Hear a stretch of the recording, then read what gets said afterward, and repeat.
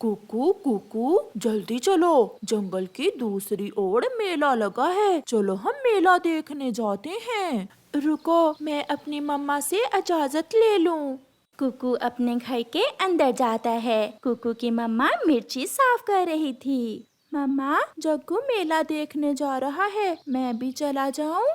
मगर याद रखना, शाम होते ही घर को लौट कर आ जाना। जाओ, चले जाओ मेरे बच्चे। फिर कुकू खुशी खुशी अपने दोस्त जग्गू के साथ मेला देखने चला जाता है। जल्द ही वो जंगल की दूसरी तरफ पहुंच जाते हैं। वहाँ उनका दोस्त कीकी पहले से ही आया हुआ था। कुकू और जग्गू को देखकर कीकी उनके पास आ जाता है।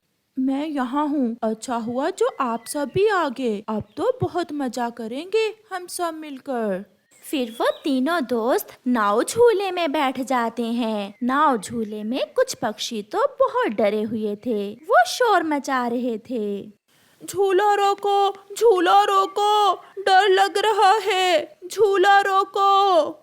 फिर वो सब एक छोटी सी खिलौनों की दुकान पर जाते हैं। वहाँ से कुकू अपने लिए एक छोटी बैटरी से चलने वाली लाइट लेता है। कुकू, ये फजूल खिलौना है, ये खिलौना हमारे किसी काम का नहीं है। वो देखो बड़ा झूला, चलो सब बड़े झूले में बैठते हैं। वो सब वहाँ जाते हैं। चाचा छमछम अपने बड़े झूले के पास बैठा हुआ था। अंकल अंकल, हमें भी बड़े झूले में बैठना है, एक भुट्टा मकई का लगेगा, बैठ जाओ। मगर उनके पास ना तो अब पैसे बचे थे और ना ही कोई और चीज थी जिसे देखकर वो सब झूले में बैठ सकते। मेरे पापा कहते हैं मकई के भुट्टे किसान के खेत से मिलते हैं, चलो हम सब मकई के भुट्टे लेने जाते हैं। वो सब बच्चे थे, अभी छोटे थे, इसलिए कुछ सोचे बिना वो सब किसान के खेत की तरफ चले जाते हैं। वो उड़ते उड़ते दूर निकल जाते हैं। हम बहुत दूर निकल आए हैं, चलो हम वापस जाते हैं, ये रास्ता मैंने पहले कभी ही नहीं देखा। थोड़ा और आगे किसान का खेत होगा। वो नहीं रुकते, इसलिए कुकू को भी अपने दोस्तों के साथ ही जाना पड़ता है। फिर वो सब किसान के खेत में पहुंच जाते हैं। किसान अपने खेत में बैठा हुआ था। रुको रुको, अभी किसान खेत में है, जैसे ही किसान जाएगा हम मकई के भुट्टे ले लेंगे, तब तक तो झूले वाले अंकल भी घर चले जाएंगे। नहीं, अभी शाम होने में काफी समय है। वो सब इंतजार करते हैं। सूरज ढलने लगता है और शाम हो जाती है। फिर शाम को किसान अपनी बैलगाड़ी जोतकर अपने घर चला जाता है। चला गया, किसान चला गया। वो सब किसान के खेत से एक एक मकई का भुट्टा लेते हैं और वहाँ से चले जाते हैं। अभी वो थोड़ा ही उड़े थे कि अंधेरा भरने लगता है। अंधेरे में कुकू अपनी लाइट जला लेता है। देखा, मेरी लाइट हमारे काम आ गई। तुम कह रहे थे कि ये एक फजूल खिलौना है।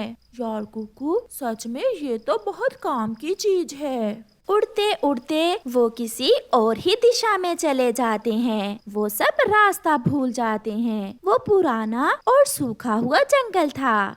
वो सब एक पेड़ पर बैठ जाते हैं। मैंने आपसे कहा था कि वापस चले, मगर आपने मेरी एक न मानी। हमें क्या खबर थी कि हम रास्ता भूल जाएंगे। यहाँ से आगे जाना खतरनाक है, हम यहीं बैठ जाते हैं और रात यहीं बैठकर गुजारते हैं। कुकू की मम्मा बहुत परेशान थी। जग्गू की मम्मा गौरी और कीकी की मम्मा लूसी कबूतरी चिड़िया के पास आती हैं। चिड़िया, मैंने मना भी किया था जग्गू को, मगर उसने मेरी एक न सुनी। अब न जाने मेरा बच्चा कहाँ होगा। गौरी बहन, मेरा कुकू तो शाम के बाद कभी भी घर से बाहर नहीं रहा, वो जरूर किसी मुश्किल में होंगे। सब बच्चों की माएं बहुत परेशान थी। फिर चिड़िया, गौरी और लूसी अपने बच्चों की खोज में निकलती हैं। वो जंगल की दूसरी तरफ मेले की जगह पर जाती हैं। वहाँ तो वीराना था, कोई भी पक्षी ना था। झूले थे और बड़े झूले के पास एक पक्षी सोया हुआ था। चिड़िया उसे आवाज देती है, झूले वाले पक्षी उठें, हम बहुत मुश्किल में हैं। चाचा छमछम नींद से जाग जाता है। आप सब इस समय तो झूले बंद हैं। आप सुबह आना। पक्षी, हम झूले लेने नहीं, अपने बच्चों की खोज में आई हैं। हमारे बच्चे सुबह मेला देखने आए थे, मगर अभी तक लौटकर घर नहीं आए। वो सब मेरे पास दोपहर के समय आए थे। उनके पास पैसे नहीं थे झूला लेने के लिए। फिर वो मकई का भुट्टा लेने चले गए और फिर यहाँ तो लौट कर नहीं आए। चिड़िया, चलो हमें आगे घने जंगल में जाना होगा। हो सकता है बच्चे रास्ता भूलकर घने जंगल में चले गए हों। सब छोटे बच्चे बैठे हुए थे कि उड़ता हुआ मिट्ठू तोता कुकू की लाइट देखकर वहाँ आ जाता है। तुम सब कौन हो? अरे, तुम्हारा नाम तो जग्गू है और तुम कौवे के बेटे हो। हाँ अंकल, हम सब मेला देखने आए थे कि रास्ता भूल गए। चलो, मुझे पता है आपके जंगल का। आप सब मेरे पीछे पीछे आ जाओ, मैं आपको आपके घर तक छोड़ देता हूँ। ये सुनकर वो सब बहुत खुश होते हैं और वो सब मिट्ठू तोते के पीछे पीछे उड़ते हैं। कुकू अपनी टार्च से रोशनी कर रहा था। चिड़िया, वो देखो, वो सामने रोशनी नजर आ रही है। शायद कोई उस दिशा में जा रहा है। वो सब रोशनी की तरफ उड़ती हैं। मम्मा, मम्मा, हम यहाँ हैं। अपनी मम्मा को दूर से देखकर कुकू अपने दोस्तों और मिट्ठू अंकल को रुकने का कहता है। फिर गोरी, चिड़िया और लूसी भी वहाँ आ जाती हैं। बच्चों, हमने आपको बहुत ढूंढा, आप यहाँ कैसे पहुँच गए? ये सब तो सूखे जंगल में बैठे हुए थे। मैं इन्हें आपके जंगल छोड़ने जा रहा था। आपका नाम मिट्ठू है ना? हाँ हाँ गौरी, मैं कालू का दोस्त मिट्ठू ही हूँ। मैंने जग्गू को पहचान लिया था। मिट्ठू भैया, आपका बहुत बहुत धन्यवाद जो आपने हमारे बच्चों की रक्षा की। फिर सब माएँ अपने अपने बच्चों को साथ लेकर वापस उड़ती हैं।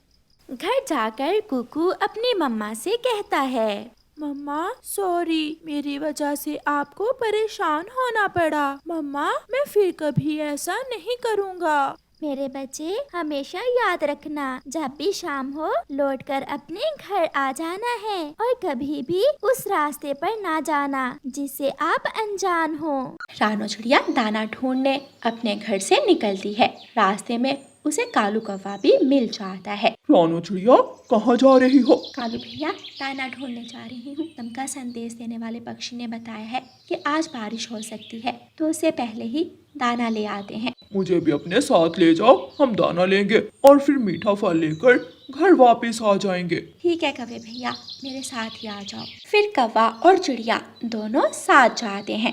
पहाड़ के पास उन्हें चावल के पौधे नजर आते हैं। दोनों चावल के पौधों के पास जाते हैं और वहाँ से चावलों के दाने तोड़ते हैं। उतनी ही देर में आसमान पर काले बादल छा जाते हैं और बारिश शुरू हो जाती है। कौवा और चिड़िया एक पेड़ के नीचे बैठ जाते हैं। जैसे ही बारिश रुकेगी हम घर चले जाएंगे। लेकिन मुझे तो मीठा फल लेना है। गौरी ने मुझे कहा है कि मीठा फल अगर ना लाए तो घर मत आना। कालू भैया, बारिश तेज है और फलों के पेड़ भी बहुत दूर हैं। आप फिर किसी दिन आकर फल ले जाना। थोड़ी देर बाद बारिश कुछ रुकती है तो दोनों अपने अपने चावल उठाते हैं और अपने अपने घरों को चले जाते हैं। कालू, मीठा फल कहाँ है?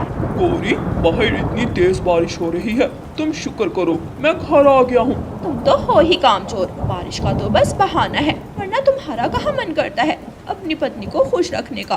फल तो मैं आज जरूर खाऊंगी। फिर खुद ही जाकर खाओ, मेरा दिमाग मत चाटो। तुम्हारे अंदर दिमाग होगा तो चाटूंगी, अकल तो तुम में कहीं से भी नहीं है। गौरी कवि कालू को बातें सुनाती है और घर से निकलती है।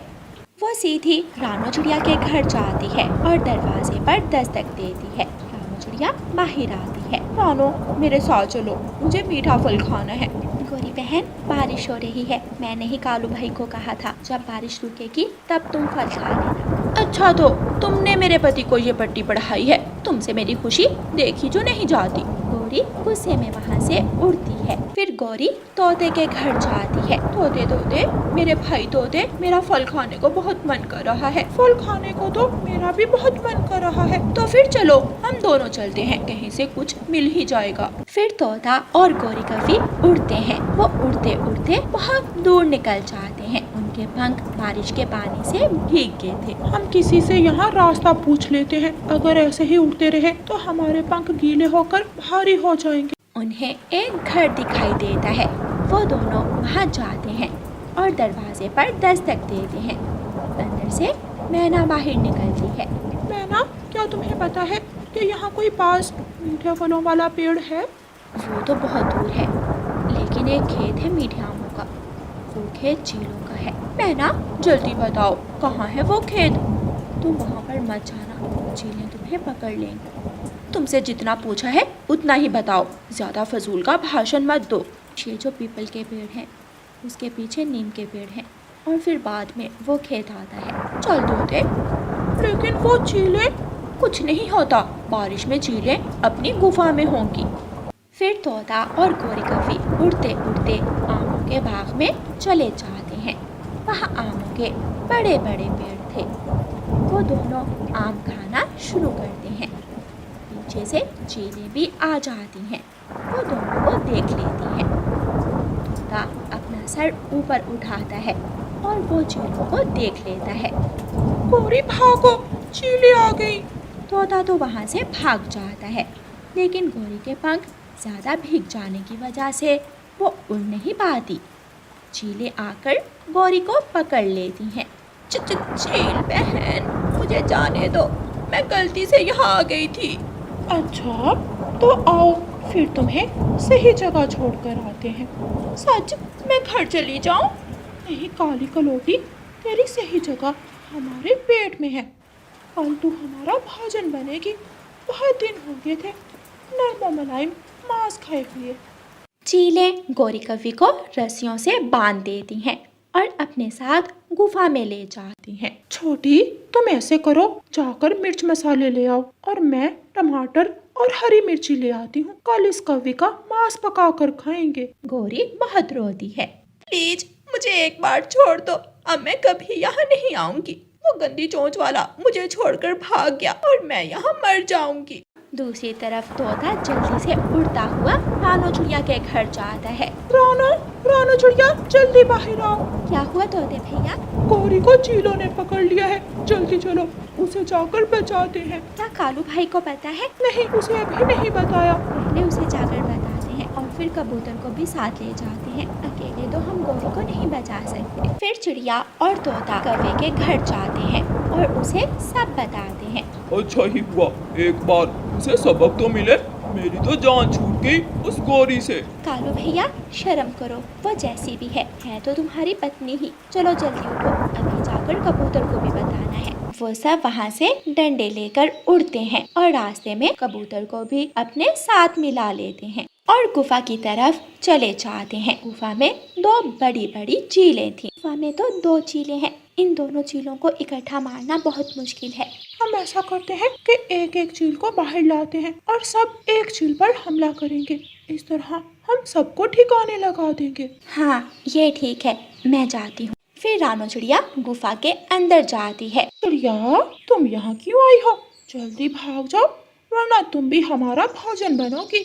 चील बहन, मैं तो आपको कुछ बताने आई हूँ। वो जो आपका आम का पेड़ है, जिसे बहुत मुश्किलों से आपने बड़ा किया है, उस पेड़ पर इस गौरी का पति कालू जाकर आम खा रहा है। आप अकेले ही आ जाएं। आप जितनी ताकतवर हैं, उसको पकड़ना तो बहुत ही आसान है आपके लिए। चील अपनी तारीफ सुनकर अकेले ही रानो चिड़िया के साथ चली जाती है। रास्ते में जाकर रानो चिड़िया रुकती है। चिड़िया, तुम यहाँ क्यों रुक गई? दोस्तों, हमला करो। कालू, तोता और कबूतर जो पेड़ों में छुपे बैठे थे, बाहर निकलते हैं और चील को डंडों से मार मार कर रस्सी से बांध देते हैं। रानो चिड़िया फिर से गुफा में जाती है। चील जल्दी से मेरे साथ चलो, आपको आपकी बहन बुला रही है। दूसरी चील भी रानो चिड़िया के साथ चली जाती है और वो सब दोस्त मिलकर उस चील को भी बांध देते हैं। फिर वो सब गुफा में जाते हैं। तोता अपनी तेज चोंच से गौरी की रस्सी को काट देता है। मुझे तुम सबने बचा लिया, वरना मैं तो आज उन चीलों के पेट में होती। मैंने तो कहा था कि थोड़ी देर बाद जाते हैं। जितना तुम दूसरों को परेशान करती हो, आज थोड़ा खुद भी हो। लेकिन रानो चिड़िया, जिससे तुम लड़ती रहती हो, वही तुम्हें बचाने में सबसे आगे थी। रानो चिड़िया, मुझे माफ कर दो। मैं आइंदा तुमसे कभी नहीं लड़ाई करूंगी, तुम्हारा हर कहना मानूंगी। अच्छा ठीक है, माफ किया। अब जल्दी यहाँ से निकलो, ये ना हो कि कोई और चिल्लाकर फिर से हमें पकड़ ले। फिर वो सब गुफा से निकलते हैं और अपने अपने घरों की तरफ चले जाते हैं। प्यारे तो इस कहानी को लाइक, अपने दोस्तों के साथ शेयर और चैनल को सब्सक्राइब करना बिल्कुल मत भूलना। आपका धन्यवाद। गौरी कव्वी ने अभी अभी एक अंडा दिया था, जिसकी वजह से वो ज्यादा समय अब अपने घोंसले में ही रहती थी। सिर्फ वही थी जो अंडे की रखवाली करती थी।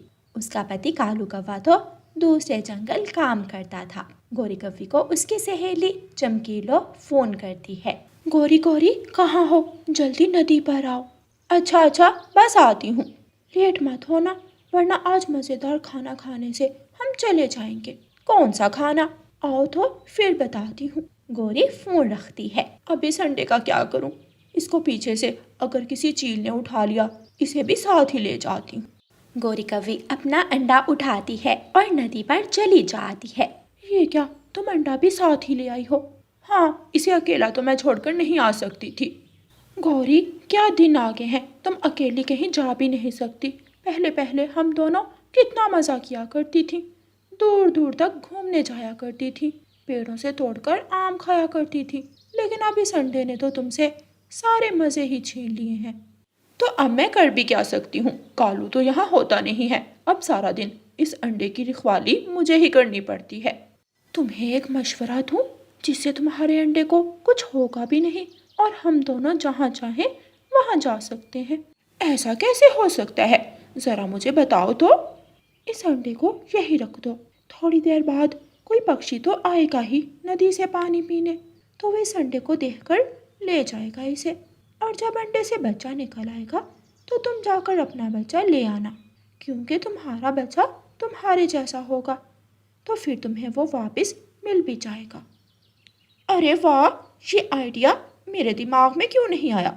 मैं भी इस अंडे को संभाल कर थक गई हूँ। मैं इस अंडे को घास के नीचे छुपा देती हूँ। और तुमने मुझे यहाँ क्यों बुलाया था?